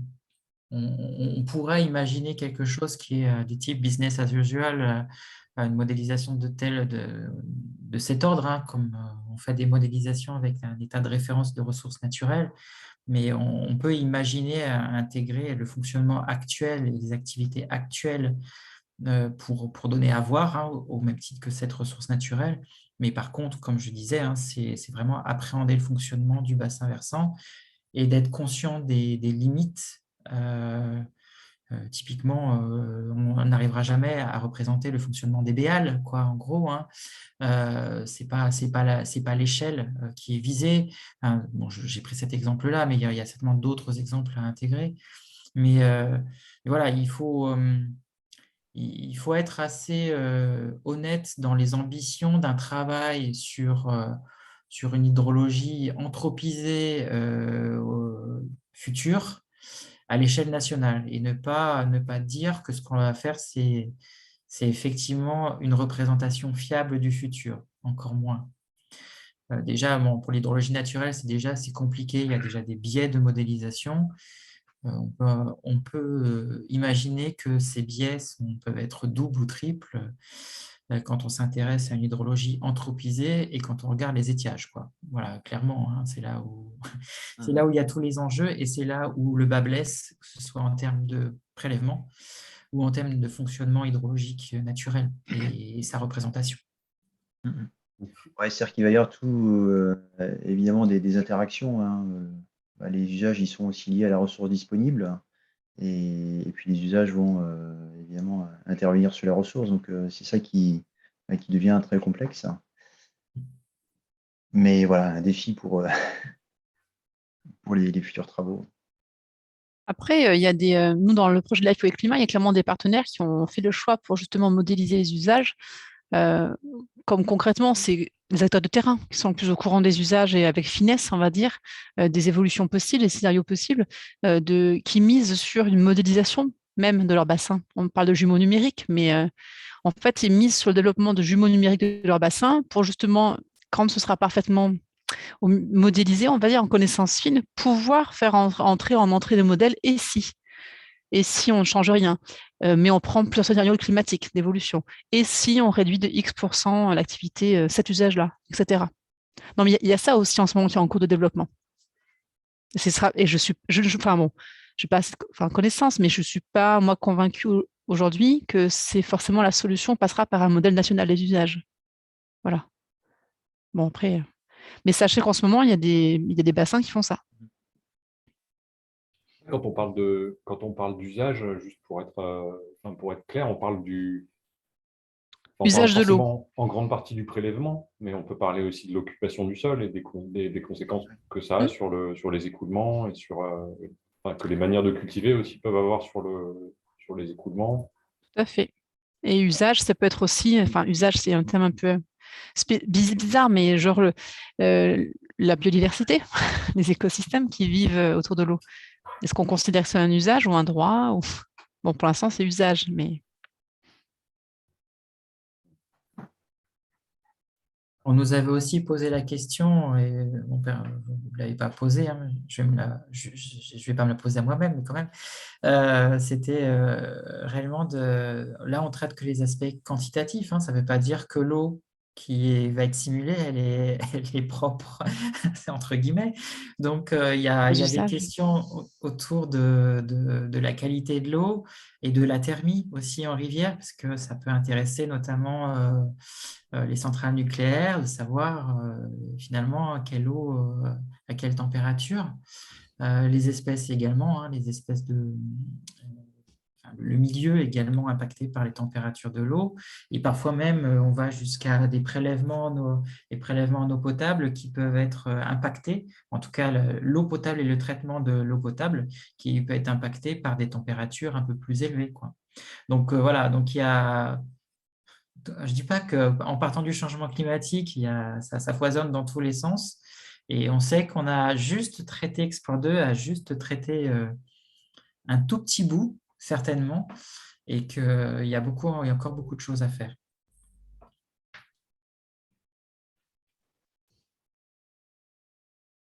Et peut-être aussi pour encore rester sur ce sujet, un des objets phares de la chaire, ça va être quand même les PTGE, des territoires de gestion d'eau, dans lesquels on est tenu quand même de se projeter. Et on est sur une autre échelle. Et là, pour l'heure, je pense que les scénarios qui sont pris en compte sont vraiment sont très frustres. Donc, d'une certaine manière, sans dévoyer ce que peut donner Explore 2, ça peut être quand même un cadre important et intéressant pour réfléchir à l'impact de ces infrastructures en fait qu'on veut développer de stockage sur le cycle de l'eau à ces échelles-là. On n'a pas forcément besoin d'une précision extraordinaire, mais c'est quand même important de pouvoir projeter l'évolution naturelle et l'articuler avec ces perturbations. Alors là, je ne sais pas si c'est des usages ou des perturbations anthropiques sur le site qui sont liées au développement d'infrastructures, qui sont quand même bien le cœur des PTGE. Et comment, je pense que ça nous intéresse quand même beaucoup de ce sujet-là, quoi, à cette échelle-là, de petits bassins qui seraient affectés par ces constructions d'infrastructures par rapport à ces scénarios d'aménagement, en tout cas, euh, par rapport à un discours qui est il n'y a qu'à prendre l'eau l'hiver pour la stocker pour l'été, quoi. Donc, j'ai l'impression que nous, c'est un peu ça le sujet, un des sujets qu'on a à traiter.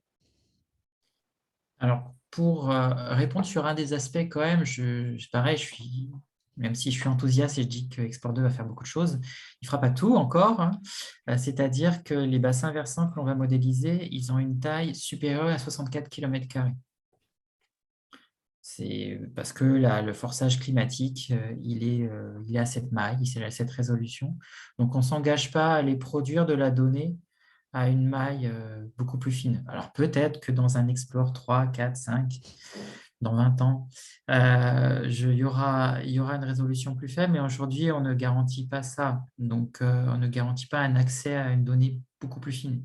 Et je veux dire, il y a certaines, comment dire, il y a certaines initiatives qui pourraient faire croire, notamment du côté du centre de la France, qui pourraient faire croire qu'on a un accès à une résolution beaucoup plus fine, ce qui est totalement faux, hein. Donc franchement, il y a des phénomènes du type convectif, notamment, alors là, je sors du champ de la sécheresse et autres, mais qui sont encore et leur intégration dans la modélisation climatique, qui sont encore vraiment un vaste chantier de recherche que l'on va tester un petit peu, c'est-à-dire, je ne l'ai pas évoqué, mais il y a un petit zoom sur un modèle climatique pour lequel on aura une résolution plus fine. Donc voilà, donc, en gros, je pense que Explore peut, en tout cas, pour les petits bassins versants, hein, je pense qu'il peut donner des guides, c'est-à-dire des trajectoires possibles avec le souci de cette représentation de vouloir aller donner une conclusion de manière définitive sur un petit bassin versant qui est à l'intérieur d'une maille de 64 km². Voilà.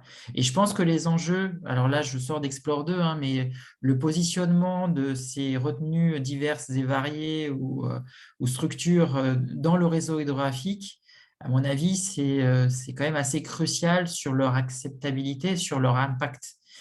Donc, je pense que c'est pour moi une autre dimension là hein, que la dimension purement changement climatique.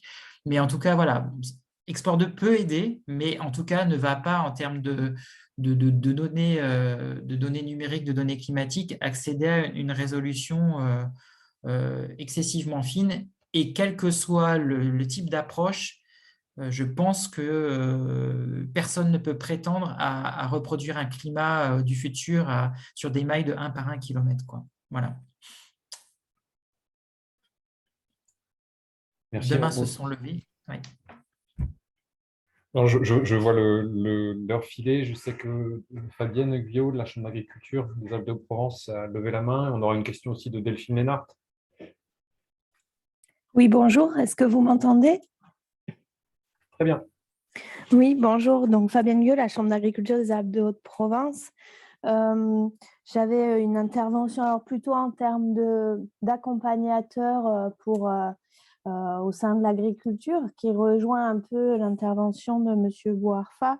Voilà, nous, ce qu'on attend sur ce type d'études, c'est évidemment pas de venir descendre à l'échelle de nos petits bassins versants, mais globalement, ne serait-ce qu'à l'échelle départementale ou régionale, si on pouvait approcher un petit peu le caractère prospectif du changement climatique pour essayer de l'intégrer dans nos PTGE. Aujourd'hui, on a des PGRE donc, qui ne prennent pas en compte hein, du coup l'effet du changement climatique et notamment l'évolution également des besoins potentiels, notamment en agriculture.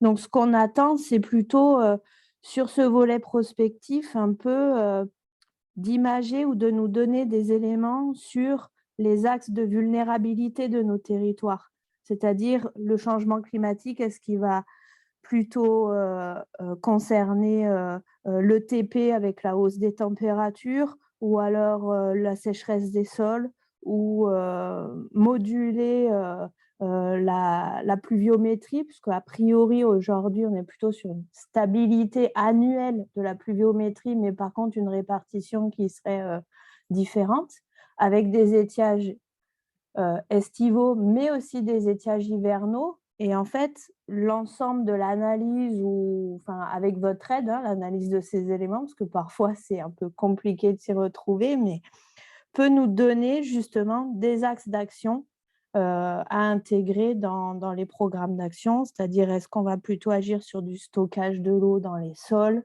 parce qu'il faut plutôt se prémunir de la sécheresse des sols. Là, pour nous, en région PACA, on a des grosses interrogations sur le gravitaire, notamment, l'irrigation du gravitaire. Est-ce qu'il faut conserver les petits canaux gravitaires de montagne, même s'ils dérivent des débits qui sont assez importants par rapport au cours d'eau principal, ou est-ce qu'il faut les conserver, puisque justement, l'arrosage gravitaire permet quelque part une résilience et un stockage de l'eau dans les sols. Donc, parfois, on est dans des préconisations qui peuvent se contredire. Donc, ce n'est pas toujours évident de venir conseiller et aider les maîtres d'ouvrage sur quel type d'opération il faut faire dans la perspective du changement climatique. Donc, ça, c'est un exemple sur ce gravitaire. Mais plus généralement, sur les milieux, les questions qui se posent, c'est est-ce qu'il faut préserver la zone humide ou le milieu sur des rivières en tresse, par exemple. On sait que les étiages, ils sont sévères. On sait que potentiellement, on va avoir des moments d'assec qui vont s'étendre. Et du coup, c'est parfois difficile de raisonner en espace de bon fonctionnement ou en cours d'eau principal, quoi. Voilà. Est-ce qu'il faut de l'eau, en résumé, dans le cours d'eau principal avec un débit réservé, ou est-ce qu'il faut raisonner milieu annexe, zone humide, etc. Voilà, je ne voudrais pas être trop longue, mais l'idée générale, c'est un petit peu d'avoir des éléments indicateurs pour savoir quelle est la vulnérabilité, quels sont les axes dans nos régions, nos départements, sur lesquels il faut travailler en priorité. Et le stockage, il peut être dans le sol ou il peut être dans des retenues collinaires, mais ça dépend un peu de ces indicateurs-là, finalement. Comment ils vont nous orienter pour les actions à mener dans le futur. Merci. Eric, tu veux commenter? Je commence? Tu complètes? Vas-y, je t'en prie. Oui, en fait, je pense qu'à la fin, vous avez dit un mot-clé qui fait que je me permets de prendre la parole en premier, parce que c'est ce que j'avais en tête, c'est vulnérabilité. Ce qu'il faut effectivement, c'est qu'entre acteurs sachants de votre territoire, vous puissiez discuter autour d'une table justement des vulnérabilités de votre territoire spécifiquement, parce qu'on en a beaucoup discuté au sein de projet Life au Climat notamment, où les partenaires nous faisaient même remarque que vous, hein. Mais nous, ce qui compte, c'est de savoir les usages. En fait, c'est pas juste que le climat futur ou l'hydrologie naturelle future, c'est vraiment les usages.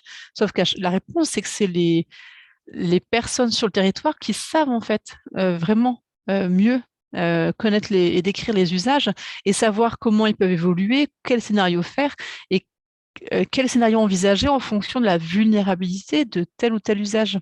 Et juste pour vous dire, dans le cadre du projet Life et Climat, il y a un outil qui est développé, c'est justement le diagnostic des vulnérabilités à l'échelle locale.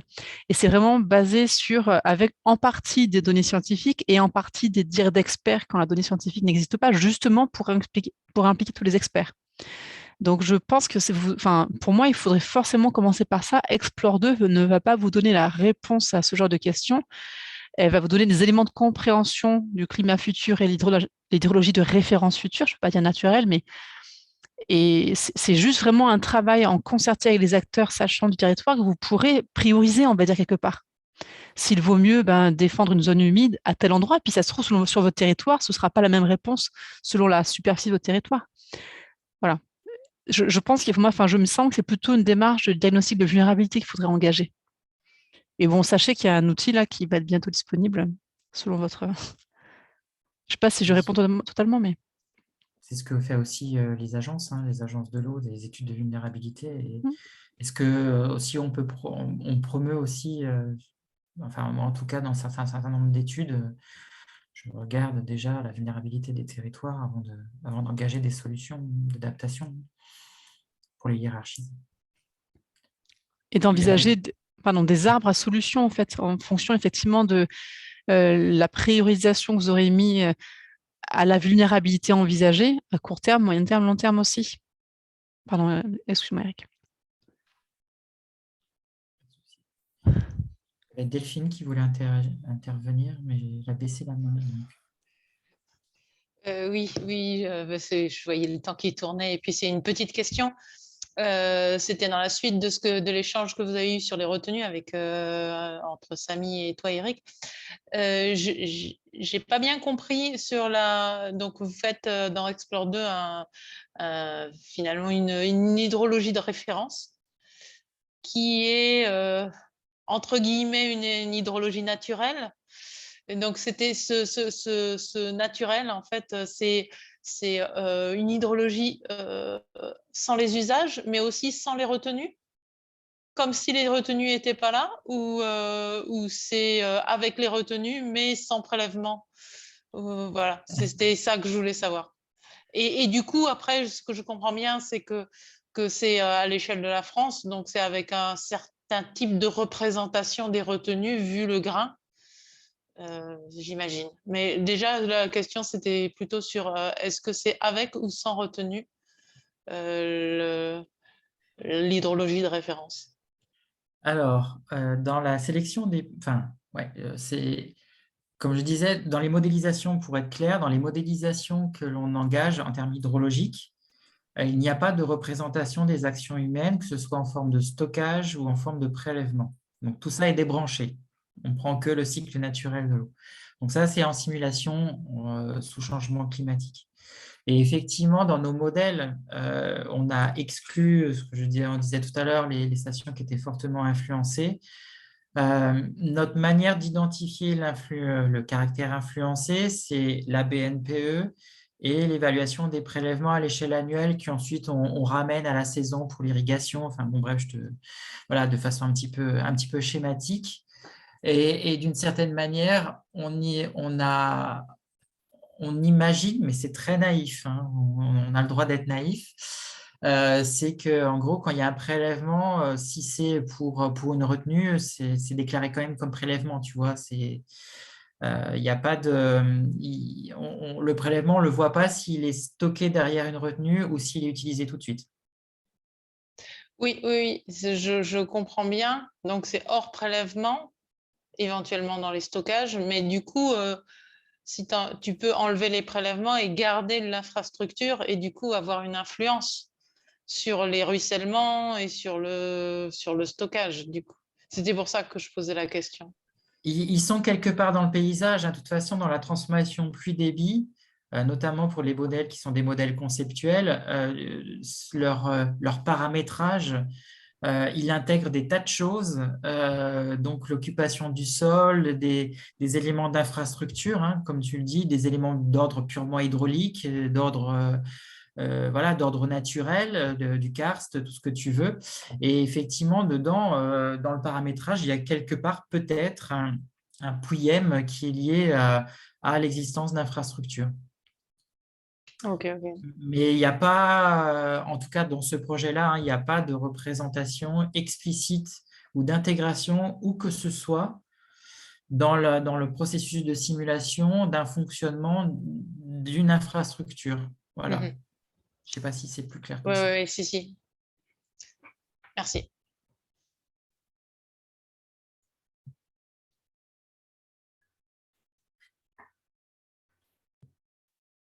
On a débordé, hein, il faut nous dire, il faut nous arrêter à un moment donné, hein, parce que je ne sais pas si, à moins que vous n'ayez encore un petit peu le temps de déborder, ce qui peut être le cas. Moi, Mais, ça va. Moi, j'ai une réunion avec Samy à 15h30, mais sinon, ça va. j'ai Non, mais une je sais question. pas. S'il y a d'autres questions, on peut prolonger un petit peu l'échange, hein, il n'y a pas de souci. Moi, j'en ai une, hein, si je peux me permettre. Euh, je me demandais, enfin, vous avez parlé d'incertitude et de faire comprendre ce qu'il y a derrière les incertitudes. Moi, voilà, je crois comprendre ce que vous dites. Je me demande si la sensibilité des modèles, c'est pas aussi une question qui pourrait être intéressante.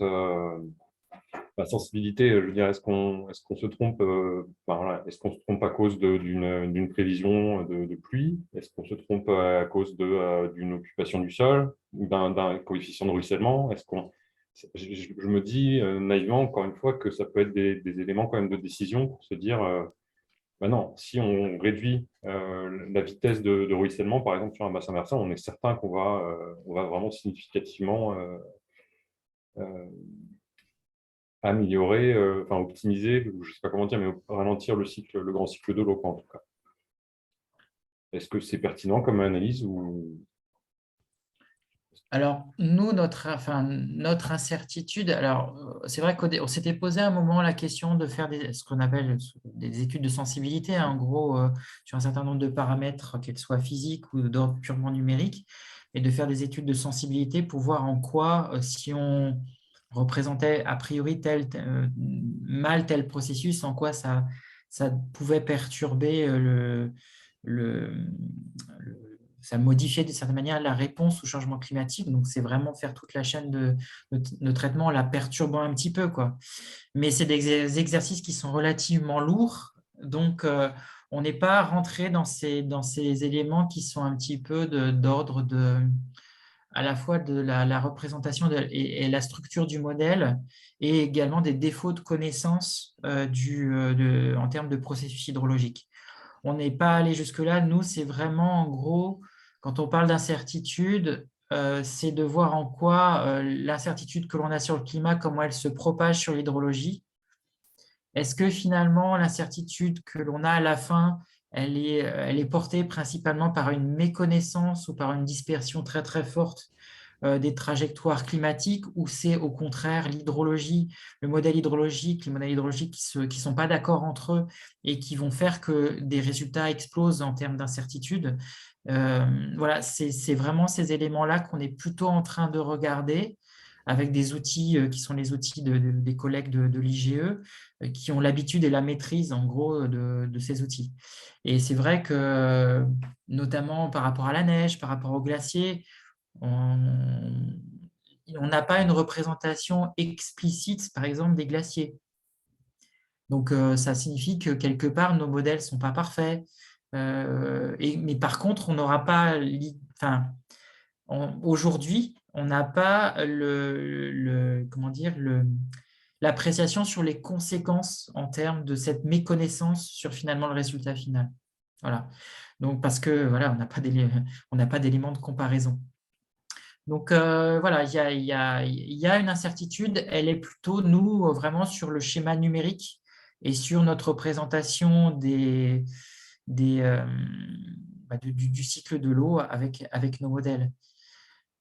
Il y aura également d'autres éléments, alors qui n'est pas vraiment l'incertitude, mais qui va peut-être aider à accompagner, enfin, dans l'accompagnement des acteurs, c'est tout ce travail qui fait sur l'évaluation des modèles va nous permettre quand même d'appréhender, de voir quels sont des processus qui sont bien représentés, des processus qui sont mal représentés.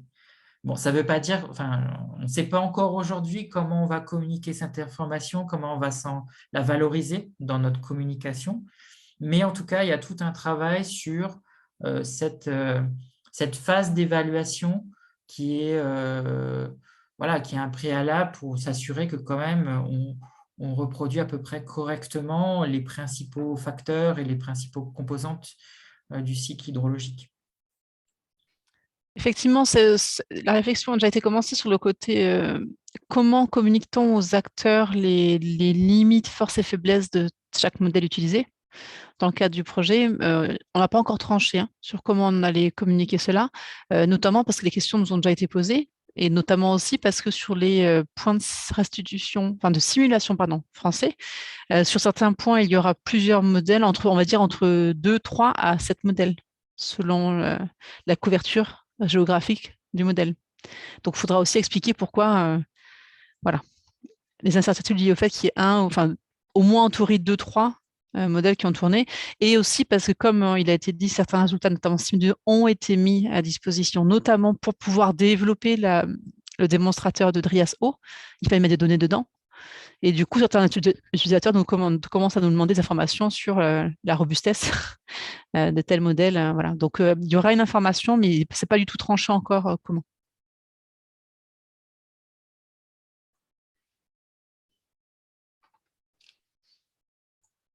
Merci. On va peut-être remercier tout le monde qu'on a promis d'être relativement court et synthétique, et ça a été le cas. Donc, il nous reste à vous remercier. Merci. Merci, au revoir. Participera voilà, c'est bien résumé. Avec grand plaisir, en tout cas, au travers de la chaire et tous les membres désireux de le faire. D'accord. Merci de nous avoir écoutés. Et puis voilà, si jamais vous avez des compléments, des éléments, notamment au comité des utilisateurs, vous savez qui a voir. Chez moi, c'est de l'autre côté.